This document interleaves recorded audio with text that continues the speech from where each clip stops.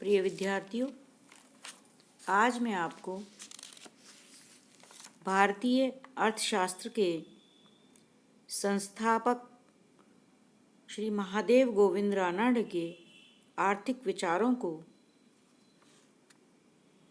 विस्तृत रूप से समझाऊंगी।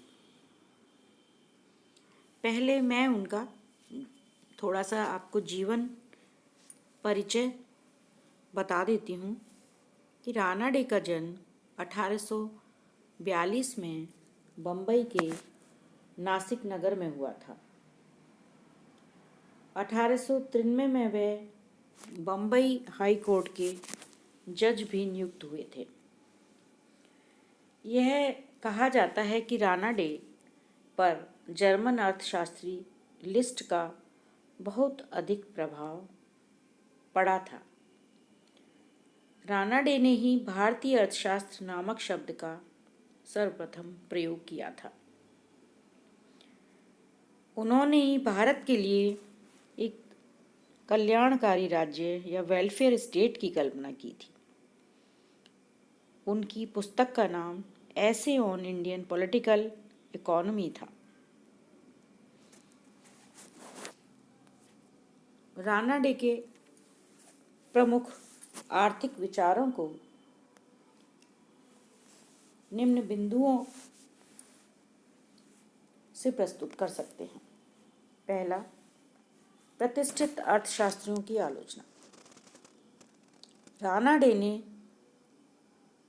प्रतिष्ठित अर्थशास्त्रियों के विचारों का गहन अध्ययन किया और इस निष्कर्ष पर पहुंचे कि उनके आर्थिक सिद्धांत काल्पनिक व अव्यवहारिक थे। वे स्थिर परिस्थितियों के ऊपर निर्भर थे, लेकिन अर्थव्यवस्था में तो सदैव परिवर्तन होते रहते हैं। अतः परिवर्तित परिस्थिति में प्रतिष्ठित अर्थशास्त्रियों के सिद्धांतों की कोई उपयोगिता नहीं रह जाती। उनका कहना था कि एडम स्मिथ, रिकार्डो तथा मिल के आर्थिक विचार परिवर्तित परिस्थितियों में इंग्लैंड तक में ही लागू नहीं हो सकते, तो भारत में लागू होने का तो प्रश्न ही नहीं उठता। दूसरा, अर्थशास्त्र की अध्ययन प्रणाली। रानडे के अनुसार अर्थशास्त्र के अध्ययन के लिए निगमन प्रणाली का उपयोग नहीं किया जाना चाहिए।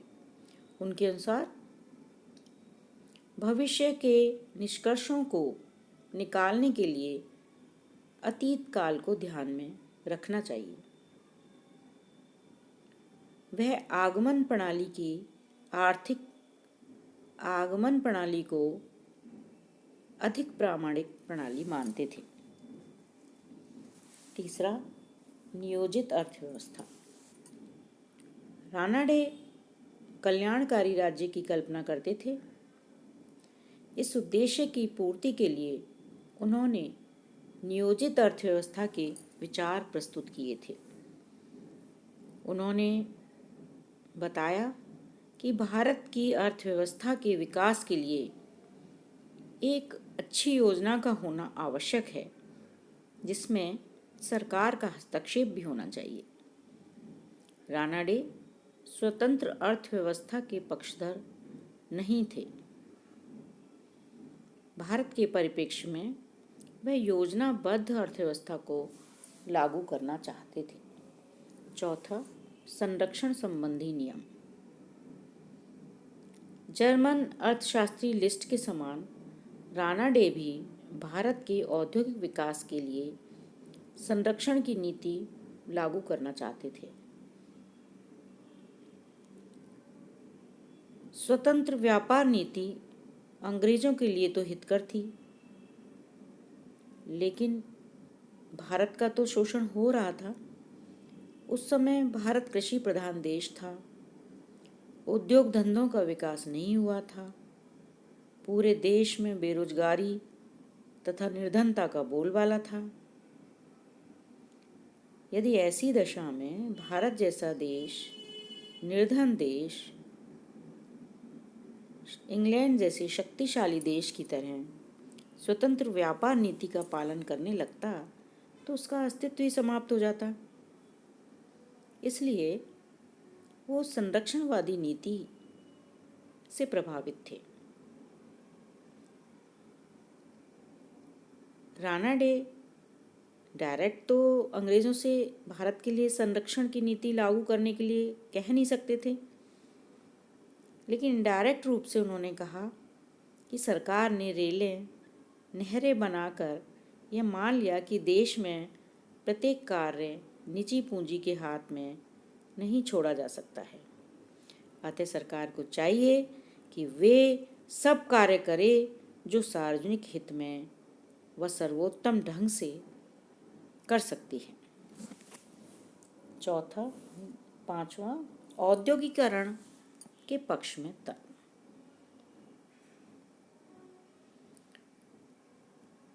रानाडे के विचार यह थे कि वे गरीबी को दूर करने तथा देश की अर्थव्यवस्था को सुदृढ़ करने के लिए संपूर्ण देश में औद्योगिकरण का जाल बिछा देना चाहते थे। वे उद्योगों को बढ़ावा देने के लिए संरक्षण संबंधी विचार भी देते हैं। उनके अनुसार औद्योगिक उन्नति के लिए कोई भी बलिदान अधिक नहीं हो सकता है। औद्योगिकरण को वह बेरोजगारी का स्थायी हल मानते थे। रानाडे सिर्फ औद्योगिकरण के लिए ही नहीं, कृषि के महत्व को भी सर्वोच्च स्थान देते थे, क्योंकि उनके अनुसार कृषि व्यवस्था पर देश के करोड़ों लोग आश्रित हैं।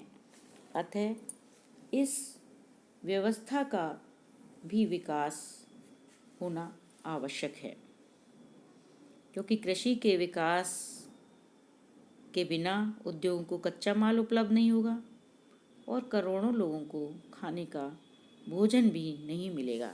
इसलिए वो कृषि के साथ साथ उद्योगों के विकास के पक्ष में अपना तर्क देते हैं। निर्धनता के संबंध में विचार।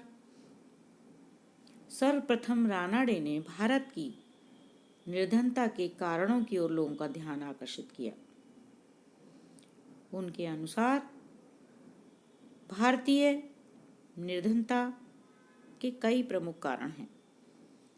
पहला, देश का कृषि प्रधान होना, कृषि का परंपरागत तरीके से किया जाना, भूमि सुधार कार्यक्रमों का अभाव, दोषपूर्ण भूनीति, उद्योग धंधों का अभाव, साहसियों का अभाव, पूंजी की कमी, पूंजी निवेश के अच्छे अवसरों का अभाव, बैंकिंग व्यवस्था का अल्प विकास। उन्होंने बताया कि देश की निर्धनता का मुख्य कारण देश के साधनों का विदेशों को निष्कासित किया जाना है। निर्धनता का मुख्य कारण भारत की पिछड़ी हुई कृषि व्यवस्था तथा उद्योगों का अभाव है। इस व्यवस्था में सुधार लाने के लिए वो संरक्षण के पक्ष में थे। नेक्स्ट, लगान संबंधी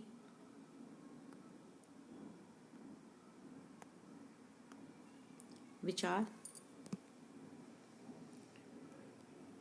रानाडे रिकार्डो के लगान सिद्धांत को मान्यता नहीं देते। उनके अनुसार भारत में जमींदारों के बीच भूमि प्राप्त करने की प्रतियोगिता नहीं है। किसानों की गरीबी का मुख्य कारण उनसे वसूल किया जाने वाला लगान था। उनके विचार से भूमि प्राप्त करने के लिए किसानों के बीच जो प्रतियोगिता होती है, वे उस प्रतियोगिता को सरकारी हस्तक्षेप से दूर रखना चाहते थे। जमींदारी प्रथा को भी समाप्त करने की बात उन्होंने कही। नेक्स्ट, जनसंख्या संबंधी विचार। उनके अनुसार कि कृषि एवं उद्योगों के विकास के लिए आवश्यक है कि जनसंख्या का वितरण समान रूप से किया जाए, सुनियोजित ढंग से किया जाए। उनका तो यहाँ तक कहना था कि जनसंख्या के अधिक हो जाने पर उसे विदेशों में जाने के लिए भी प्रोत्साहित किया जाना चाहिए।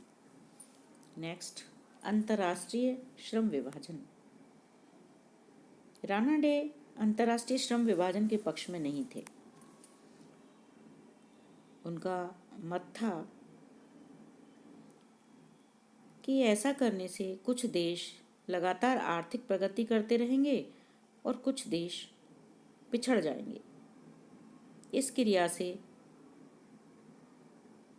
कुछ देश दूसरे गरीब देशों का शोषण करते जाएंगे। अतः इस प्रकार के श्रम विभाजन को महत्व नहीं देते थे। इन सभी आर्थिक विचारों के अध्ययन से स्पष्ट है कि राणा डे अपने युग के महान अर्थशास्त्री थे। उन्होंने भारतीय अर्थशास्त्र की नींव डाली तथा भारत में कृषि व्यवस्था को सुधारने और औद्योगिकरण की नींव डालने के लिए महत्वपूर्ण कार्य किए। देश की आर्थिक स्थिति को ध्यान में रखते हुए वह नियोजित अर्थव्यवस्था को निर्मित करने के पक्ष में थे। उन्होंने सरकारी हस्तक्षेप तथा संरक्षण के महत्व को भी स्वीकार किया था, क्योंकि उन्होंने भारत की आर्थिक दशा को भी अपने ध्यान में रखा था। धन्यवाद।